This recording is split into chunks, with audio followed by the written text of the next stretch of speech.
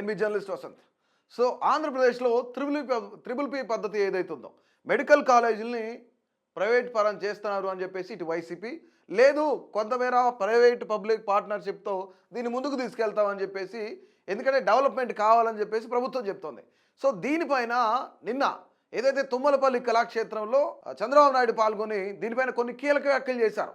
ఇదేంటంటే కేవలం 10 నుంచి 20 సంవత్సరాలు మాత్రమే ప్రైవేటు వ్యక్తులు దీనిపైన వాళ్ళు అడ్మినిస్ట్రేషన్ చేస్తారు, దాని తర్వాత 20 సంవత్సరాల తర్వాత మళ్ళీ ప్రభుత్వం బాధ్యత తీసుకుంటుంది అని చెప్తున్నారు. కానీ చంద్రబాబు నాయుడు ఏ విధంగా మాట్లాడుతున్నారు, వాళ్ళు పెట్టిన జీవో ఏంటి అసలు?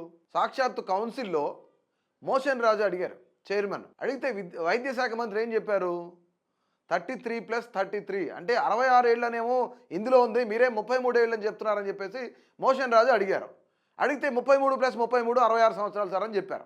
ఇట్స్ వెరీ క్లియర్, 66 సంవత్సరాలు ప్రైవేటు వ్యక్తులే ఆ యొక్క మెడికల్ కాలేజీలను పరిపాలిస్తాయంటానికి ఇది క్లియర్ నిదర్శనం. జియో కానీ లేదంటే దానికి సంబంధించిన బిల్ కానీ క్లియర్గా పెట్టారు మండలిలో కూడాను. కానీ ఇప్పుడు చంద్రబాబు నాయుడు ఏం చెప్తున్నారు? 10 నుంచి 20 ఏళ్ల పాటు మాత్రమే ప్రైవేటు వ్యక్తులు దాన్ని అడ్మినిస్ట్రేషన్ చేస్తారు, పరిపాలిస్తారు, తర్వాత ఆస్తులన్నీ ప్రభుత్వానివే, పెత్తనం మాదే అని ఆయన చెప్తున్నారు.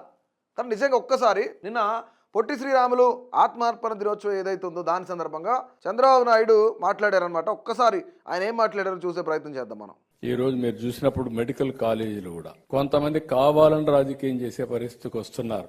ఏదైతే ఈ రోజు ఒక రోడ్డు ఉంది, రోడ్డు మనం ఏం చేసేది పీపీపీ మోడల్లో చేస్తాం. 10-15 సంవత్సరాలు వాళ్ళు రన్ చేస్తారు, రన్ చేసి మళ్లీ ప్రభుత్వానికి అప్పచెప్తారు. అది ప్రభుత్వ ఆస్తి, రన్ చేసేది ప్రైవేట్ వ్యక్తులు, తద్వారా ఎక్కువ పనులు అవుతాయి. నిన్న పార్లమెంటరీ కమిటీ కూడా ఒక మాట చెప్పారు, ఈ రోజు ఉండే పరిస్థితిలో మెరుగైన చదువు కావాలన్నా, మెరుగైన సేవలు కావాలన్నా ఈ హాస్పిటల్ గాని కాలేజీలు గాని పీపీపీ విధానమే మెరుగైన విధానం అని పార్లమెంటరీ పార్టీ కూడా చెప్పే పరిస్థితికి వచ్చారు, రికమెండేషన్లు ఇచ్చే పరిస్థితికి వచ్చారు.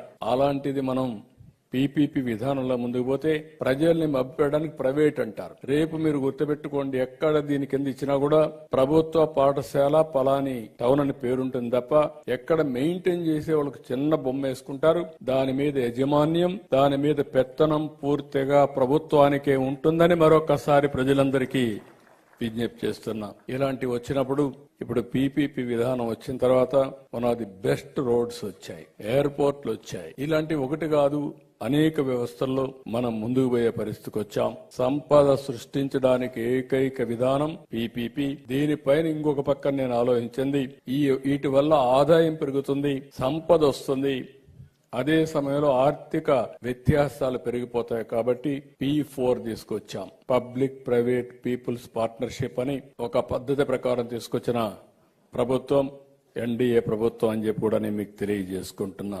రైట్, ఇక్కడ చంద్రబాబు నాయుడు ఏం మాట్లాడుతున్నారో చూద్దాం. కొత్తగా నిర్మించే ప్రభుత్వ వైద్య కళాశాలల మీద యాజమాన్యం అంటే పెత్తనం పూర్తిగా ప్రభుత్వానికే ఉంటాయని ముఖ్యమంత్రి చంద్రబాబు స్పష్టం చేశారు.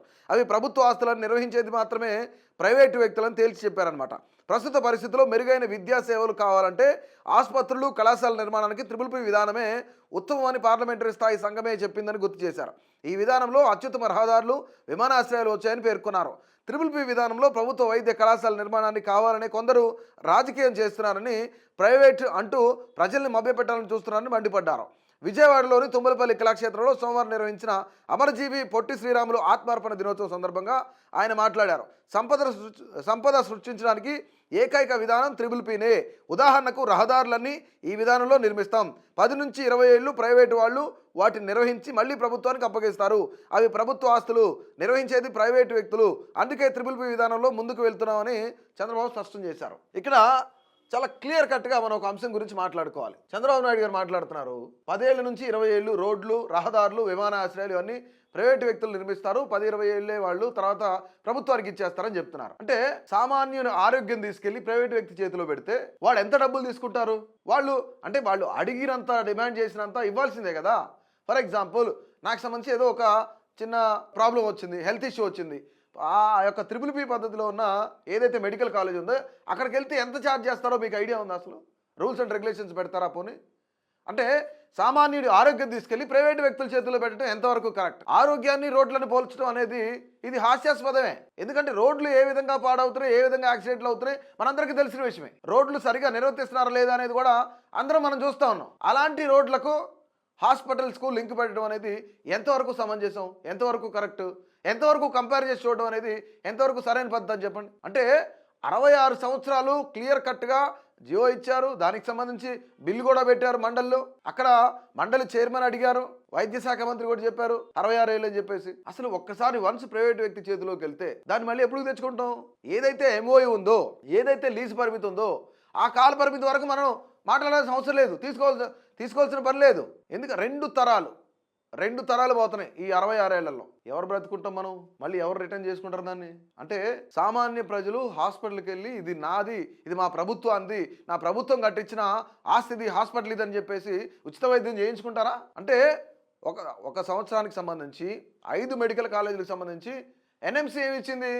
ఒక కాలేజ్కి 700, అంటే ఇక్కడ ముఖ్యంగా 750 సీట్లు తీసుకురావాలని గత ప్రభుత్వ ధ్యేయం. అంటే ప్రతి కాలేజీకి 150 సీట్లు, 5 కాలేజీలు రెడీ టు యూజ్. గతంలో ఎన్ఎంసీ డాక్టర్ వైఎస్ఆర్ పులివెందుల ఏదైతే అక్కడ మెడికల్ కాలేజ్ ఉందో ఆ మెడికల్ కాలేజీకి 50 సీట్లు ఎన్ఎంసీ ఇచ్చింది. ప్రస్తుతానికి మేము యూజ్ చేసుకోలేము, మాకు ఇన్ఫ్రాస్ట్రక్చర్ సరిగా లేదు అని చెప్పేసి ఆ సీట్లు క్యాన్సిల్ చేసింది రాష్ట్ర ప్రభుత్వం, ఈ కూటమి ప్రభుత్వం. 5 కాలేజీలు రెడీ టు యూజ్. అమరావతి రాజధాని పైన 40,000 కోట్లు, 50,000 కోట్లు, 76,000 కోట్లు కూడా పెట్టడానికి సిద్ధంగా ఉన్న ప్రస్తుత కూటమి ప్రభుత్వం కేవలం 4,000 కోట్ల రూపాయలు ఖర్చు పెట్టి ఈ మెడికల్ కాలేజీల మీద ఎందుకు పెట్టలేకపోతున్నారు? ఇది ఎలా ఉందంటే తెలంగాణలో అంబేద్కర్ స్టాచ్యూ ఏదైతే ఉందో, అంబేద్కర్ స్టాచ్యూని కట్టించింది కేసీఆర్. అంబేద్కర్ స్టాచ్యూ కేసీఆర్ కట్టించాడు.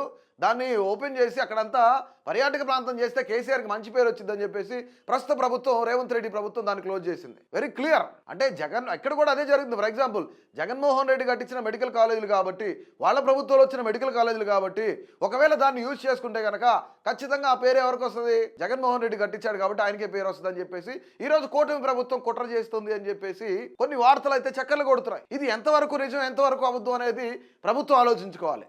రైట్. ఎన్ఎంసీ ఏం పంపించింది చూడండి. ఇక్కడ ఎన్ఎంసీ 50 MBBS సీట్లు మేము ఇస్తున్నాం doctor YSR government medical college Pulivendula Andhra Pradesh for academic year 24-25కి సంబంధించి. దాని తర్వాత వీళ్ళు లెటర్ ఏం రాశారు? మా దగ్గర సరైన ఇన్ఫ్రాస్ట్రక్చర్ లేదు, సో మేము దీన్ని వాడుకోలేము, ఎందుకంటే ఆ మెడికల్ కాలేజ్ మేము ఇప్పుడు తీసుకోవట్లేదు అని చెప్పేసి మళ్ళీ ప్రభుత్వం, ఆంధ్రప్రదేశ్ ప్రభుత్వం మళ్ళీ లెటర్ రాసిందనమాట. సో ఇది ఓవరాల్గా అసలు మెడికల్ కాలేజీని ప్రైవేట్ పరం చేస్తే ఏం జరుగుద్ది అంటే, మరి ఇప్పుడు కేవలం 4,000 కోట్లు ఖర్చు పెట్టలేక ప్రభుత్వం దగ్గర డబ్బులు లేవని చెప్పేసి, ప్రభుత్వం అప్పుల్లో ఉందని చెప్పేసి, ప్రభుత్వం అనేక ఆర్థిక ఇబ్బందుల్లో ఉందని చెప్పేసి మెడికల్ కాలేజీలు BBBకి అప్పచెప్తున్నారు. మరి అమరావతిలో కట్టడాలను ఎందుకు అప్పచెప్పట్లేదు? అమరావతిని పూర్తిగా ప్రైవేట్ పరం ఎందుకు చేయలేకపోతున్నారు? ఆర్బీఐ నుంచి 15,000 కోట్లు తీసుకొస్తాం, మరొక దగ్గర నుంచి ఇంకో 1,000 కోట్లు తీసుకొద్దాం, ఇంకా 1,200 కోట్లు తీసుకొద్దాం, ఇంకో 20,000 కోట్లు తీసుకొద్దాం. ఇదే చేస్తున్నారు కదా, అప్పులు తీసుకొస్తున్నారు కదా. దాని మీద పెట్టే శ్రద్ధ ప్రజలకు ఉపయోగపడే వైద్యం మీద ఎందుకు పెట్టట్లేదు ప్రభుత్వం? ఖచ్చితంగా పెట్టాలి కదా, మరి ఎందుకు పెట్టట్లేదు ప్రభుత్వం? ఇందులో ఏంటి అసలు? ఇందులో ప్రభుత్వానికి వచ్చిన ఇబ్బంది ఏంటి? కేవలం 4,000 కోట్ల, 20 లక్షల కోట్లు, 10 లక్షల కోట్లు మనకు పెట్టుబడులు వస్తున్నాయి అని చెప్తున్నారు. పెద్ద పెద్ద కంపెనీలు వస్తున్నాయి, ఇన్ఫోసిస్ వచ్చింది, డేటా సెంటర్ వచ్చింది, పెట్టుబడులన్నీ వస్తున్నాయి, ఉపాధి అవకాశాలు కల్పిస్తాం, ఉద్యోగాలు ఇస్తామని చెప్తున్న ప్రభుత్వం, మనకి ఇన్వెస్టర్స్ వస్తున్నారు అని చెప్తున్న ప్రభుత్వం ఈరోజు ఎందుకు మరి సామాన్యుడు యోచించుకునే హాస్పిటల్స్ మీద ఎందుకు వెనక్కి తగ్గుతుంది? సో ఇది నేను అడిగే ప్రశ్న కాదు, ఇది రాష్ట్ర వ్యాప్తంగా రెండు తెలుగు రాష్ట్రాల వ్యాప్తంగా ఉన్న ఆంధ్రప్రదేశ్ ప్రజలు అడుగుతున్న ప్రశ్న ఇది. అంటే కేవలం ఇప్పుడు మండలిలో పెట్టిన ఏదైతే బిల్లు ఏంటి 66 సంవత్సరాలు చెప్తున్నారు, కానీ కొంతకాలమే పరిపాలిస్తారని చెప్పి చంద్రబాబు నాయుడు గారు చెప్తున్నారు. మరి సో ఈ రెండింటిని ఎలా చూడొచ్చు మనం?